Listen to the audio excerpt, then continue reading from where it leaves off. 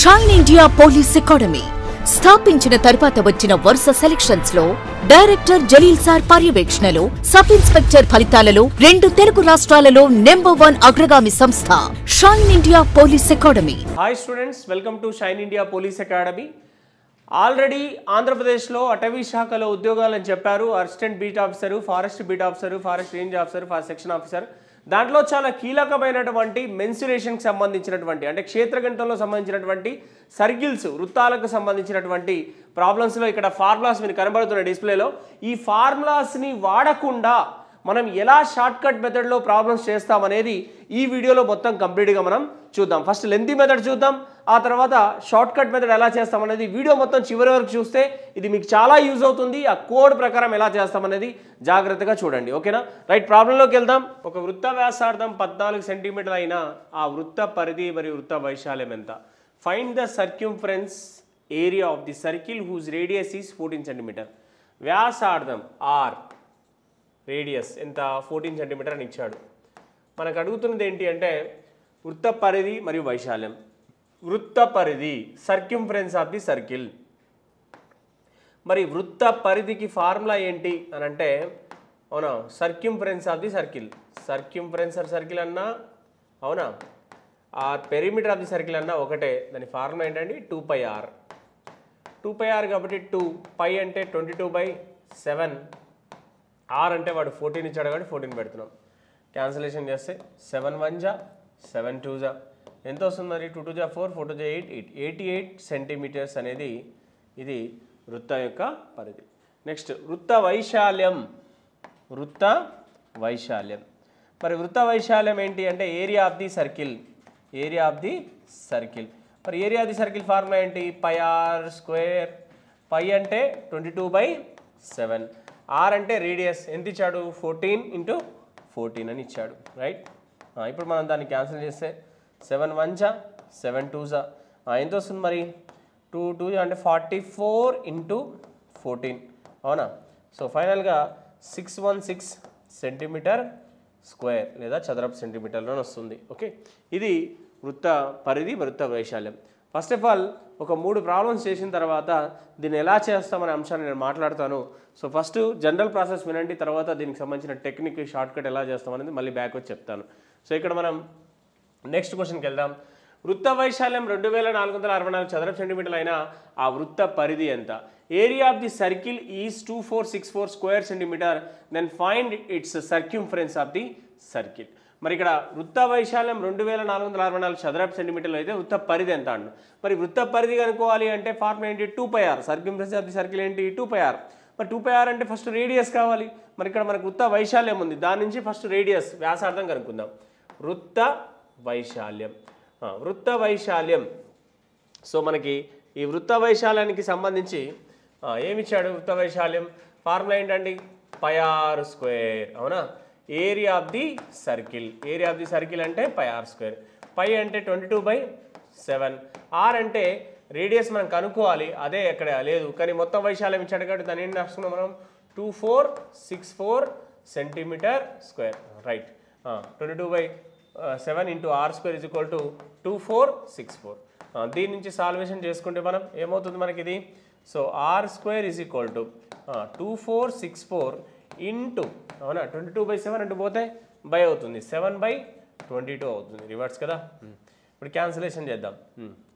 ఏమవుతుంది? 11 2 జా 11 2 జా 11 2 జా 22 అంటే మళ్ళీ 2 6 ఉంటుంది, మళ్ళీ 11 2 జా 22, 11 4 జా 44, ఇంకా 2 టేబుల్ 2 1 జా 2 1 జా 2 1 జా 2 2 జా. ఫైనల్లీ r² = దీన్ని 7 మల్టిపుల్గా రాస్తే మనం 7 ఇంటూ అని రాసుకుందాం. 7 1 జా 7 ఎంత ఉంటుంది ఇక్కడ? 4 2 7 6 జా 42 × 7. ఫైనల్లీ r = ఏమవుతుంది? రూట్ అవుతుంది కదా, స్క్వేర్ కాస్త అటుపోతే రూట్ అవుతుంది. అంటే 7 7 × 7 ఇంటూ 16ని 4 × 4 అని రాసుకుందాం. అలాంటప్పుడు మనకు r వాల్యూ ఏమొస్తుందండి? r వాల్యూ ఏమొస్తుంది?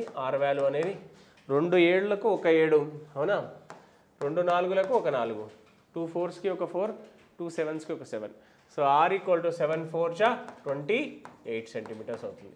వ్యాసార్థం కూడా వచ్చింది. ఇప్పుడు వ్యాసార్థం వచ్చింది కాబట్టి మనం పరిధి కనుక్కోవాలి. వృత్త పరిధి వృత్త పరిధి. Circumference of the circle, circumference of circle formula ఏంటండి 2πr. చలో 2π అంటే 22/7, r అంటే ఎంత ఇచ్చింది మరి 28 సెంటీమీటర్స్, r అంటే 28 సెంటీమీటర్స్. క్యాన్సిలేషన్ చేద్దాం. 7 1 జా 7 4 జా రైట్, 4 2 జా 8, 4 2 8, 8 2 జా 16 పైన 1, మళ్ళీ 8 2 జా 16 7 అంటే 176 సెంటీమీటర్స్ అనేది అవుతుంది. అవునా, ఇది వృత్త పరిధి. ఫార్ములాలో సబ్స్టిట్యూట్ చేసాం మనం, మనకి ఎంత వచ్చింది 4 8 8 16 పైన 1 8 16 17 176 సెంటీమీటర్స్ వచ్చింది. ఫస్ట్ వ్యాసార్థం కనుక్కున్నాం, తర్వాత పరిధి చేసాం. ఇంకొక ప్రాబ్లం చూద్దాం. ఇంకొక ప్రాబ్లం చూసి తర్వాత మనం ఏం చేయాలనేది మాట్లాడదాం. 3 ప్రాబ్లమ్స్కి సంబంధించి. ఒక వృత్త పరిధి 132 సెంటీమీటర్లు అయినా ఆ వృత్త వైశాల్యం ఎంత? Circumference of the circle is 132 centimetre, then find its area. వృత్త పరిధి, వృత్త పరిధి ఇచ్చాడు మనకి, వృత్త పరిధి ఇచ్చాడు అన్న circumference of the circle. Circumference of the circle formula ఏంటి మనకు 2πr. ఈ 2πr వాడు ఇచ్చాడు 132 అని. ఫస్ట్ దీని నుంచి మనం రేడియస్ కనుక్కోవాలి. రేడియస్ కనుక్కోవాలంటే 2π అంటే 22/7. అవునా, rకి r ఈజ్ ఈక్వల్ టు 132. చలో ఇప్పుడు r is equal to 132 into ఇవన్నీ అడిపోతాయి, 2 కాస్ ఇటు వస్తే 1/2 అవుతుంది. అవునా, అవునా, ఇక్కడ ఉన్నటువంటి 2 ఇటు వస్తే 1/2 అవుతుంది. ఈ 22/7 అడిపోతే 7/22 అవుతుంది. రైట్, ఇది అవునా, ఇక్కడ పోయిన 2/1 అన్నట్టు ఏం లేకపోతే అది పోతే 1/2 అవుతుంది, 7/22. ఇప్పుడు మనం దీన్ని చూస్తే క్యాన్సిలేషన్ చేస్తే రైట్ 11 2s 11 1s 11, మళ్ళీ 2 2 11 2s 22, 2 1s 2 6, 2 1s 2 3s. అప్పుడు రేడియస్ వాల్యూ ఎంత వస్తుంది 7 3s 21 సెంటీమీటర్స్. ఇది మనకు రేడియస్ వచ్చింది. ఇప్పుడు మనం వైశాల్యాన్ని కనుక్కుంటాం. మరి వృత్త వైశాల్యం, వృత్త వైశాల్యం ఫార్ములా ఏంటి πr square.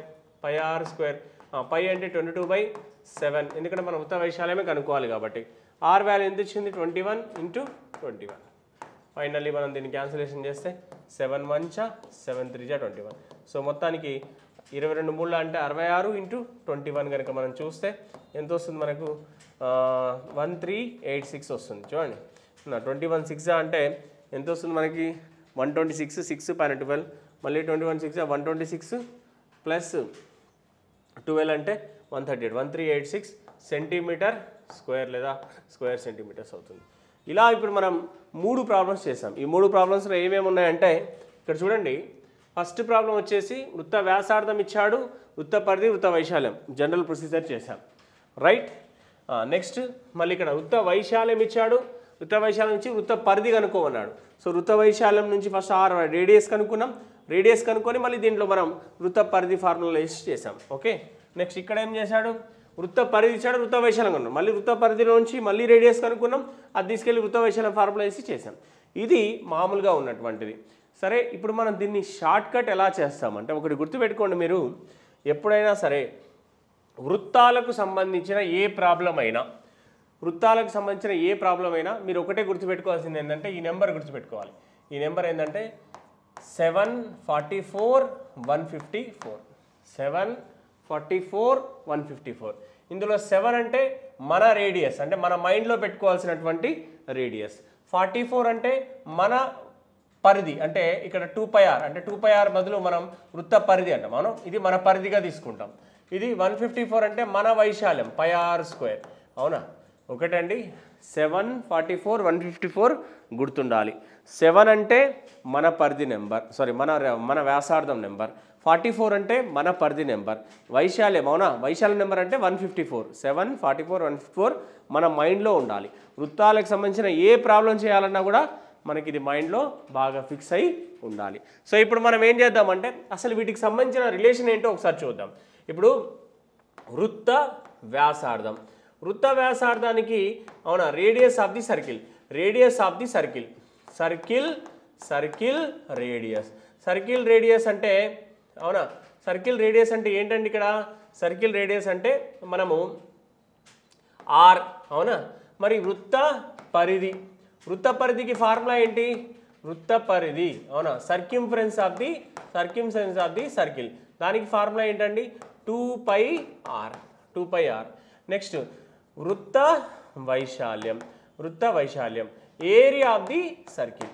Area of the circle అంటే మరి ఏరియా ఆఫ్ ది సర్కిల్కి ఫార్ములా ఏంటి? పై ఆర్ స్క్వేర్. అవునా? ఇందులో మీరు గమనిస్తే నేనేమంటానంటే ఇక్కడ చూడండి, ఇక్కడ ఆర్ ఉంది. ఓకే, వృత్త పరిధిలో కూడా ఆరే ఉంది. ఇక్కడ 2π అనేది కాన్స్టెంట్ ఉంది. అవునా? వృత్త వైశాల్యంలో పై ఆర్ స్క్వేర్ అంటే పై కాన్స్టెంట్ కానీ ఆర్ స్క్వేర్ ఉంది. ఆర్ స్క్వేర్ అంటే వృత్త వ్యాసార్థం, వృత్త పరిధి, వృత్త వైశాల్యానికి తేడా ఏంటంటే ఇక్కడ ఆర్ ఉంది, ఇక్కడ ఆర్ స్క్వేర్ ఉంది. ఇప్పుడు నేను 7, 44, 154 గుర్తుపెట్టుకోమని చెప్పాను కదా. ఈ నెంబర్లు మీరు ఇక్కడ 7, 44, 154 రాసుకుందాం. ఒకటే బండ గుర్తు. 7 అంటే మన వ్యాసార్థం అనుకోండి, 44 అంటే మన పరిధి అనుకోండి, 154 అంటే మన వైశాల్యం నెంబర్ అని అనుకోండి.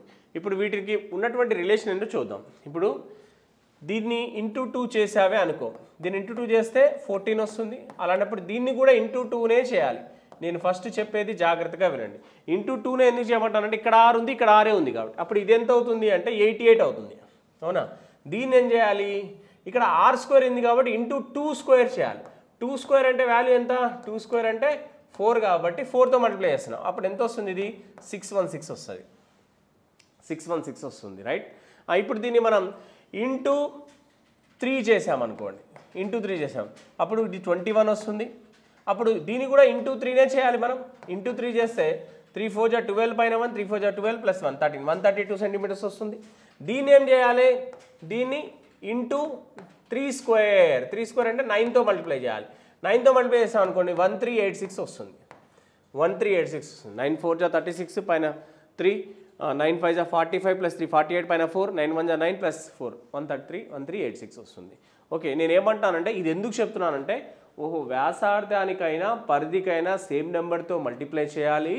వైశాల్యం అంటే స్క్వేర్తో దాని యొక్క స్క్వేర్తో మల్టిప్లై చేయాలనే అంశం గుర్తుండాలి కాబట్టి ఇది చెప్తున్నా. ఇప్పుడు నెక్స్ట్ దీన్ని కనుక నువ్వు ఇంటూ 4 చేసావనుకో 7 4 జా 28. అలాంటప్పుడు దీన్ని ఏం చేయాలి మనం? దీన్ని కూడా ఇంటూ 4 చేయాలి. అప్పుడు 4 4 జా 16 పైన 1 4 5 176 అవుతుంది. దీన్ని ఏం చేయాలి? దీన్ని ఏం చేయాల్సి వస్తుంది? ఇంటూ 4 స్క్వేర్ అంటే 16తో మల్టిప్లై చేయాలి. అప్పుడు 16 4 జా 64 అంటే ఇది 2464 వస్తుంది. 16 4 జా 64 అంటే 4 పైన 6, 16 5 జా అవునా 80 ప్లస్ 86 పైన 8, 16 1 జా 16 ప్లస్ 8 అంటే 2464. నెక్స్ట్ దీన్ని ఏం చేస్తున్నాం మనం? ఇంకొకటి ఇంటూ 5 చేసామే అనుకో. ఇంటూ 5 చేస్తే 7 5 జా 35 వస్తుంది. అప్పుడు దీన్ని కూడా ఇంటూ 5నే చేస్తాం. ఇంటూ 5 చేస్తే ఏమొస్తుంది? 5 4 జా 20 పైన 2, 5 4 జా 20 ప్లస్ 220 వస్తుంది.